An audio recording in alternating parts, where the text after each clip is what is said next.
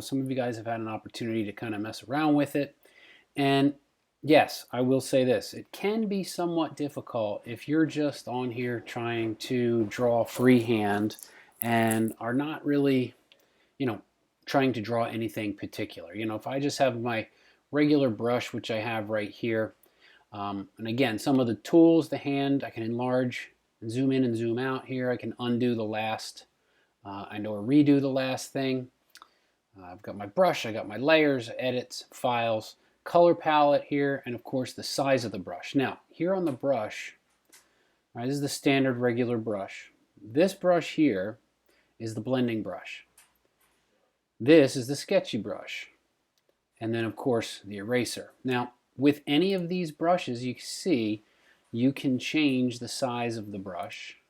You can change the opacity of the brush, the blendability of the brush, and the scale as well. So if we just start off with a single black color, okay, down here in the bottom too, you can see the style of the brush is just a circle. So if I make a mark with a size 4 brush, it makes that shape. I'm going to undo that by clicking the arrow over here. Now if I click on this, you can see it makes a much different look to the brush. So if I zoom in here and I grab the hand, I can pull it over. You can see it's a much more sketchy brush. It's softer, kind of like you can see a texture of the paper underneath. So I'm going to go back and zoom out of that. And then click back on layers here, back on the brushes. The other brush here is another brush. And let me increase the brush size. All right, so it's a very soft charcoal kind of brush.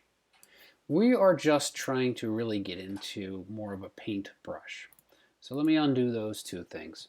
And if we just get into a regular paint brush here, and then come back to the brush right there, and you can see I have my sizes up to a 28. I'm going to pick a color here. And again, you can go to anywhere here on the color slider.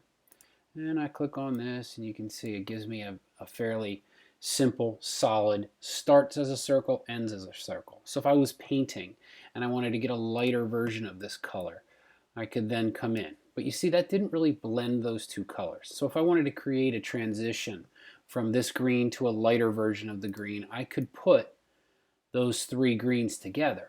And then if I use the blending brush here, okay, I could change the size of that down a little bit. You can see I can kind of soften in between. It allows for a little bit, I'm kind of pulling the color.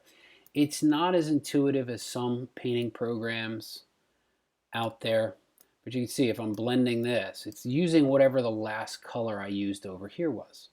Now this sketchy brush, this one's actually kind of fun. I'm going to increase the size on this one. And what this does is it acts a little bit more like a paintbrush. So if I use a color, you can see it's sort of like an airbrush. So I'm just kind of blending, and it really does make for some nice blendable colors. See, the longer I have the brush pressed, it kind of creates values of those colors. This one's a really good one because you can see it's a much more painterly effect on this brush right here than what I have on the other ones. Now, some of the other tools in here that are good to know are the stabilizers, right? The default one is at a 1, and what this means is the line style, right? If I draw, go back to this brush. If I go back here and I shrink this down, if I'm on the stabilizer 1 and I make an S, okay? It's that stabilizing the line.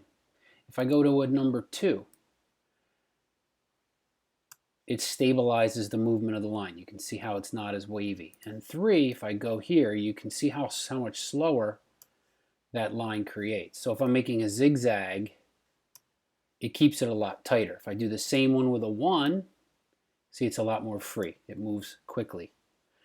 All right, so just some of the ideas that you can create with this are some of the things that you should have been exploring to this point.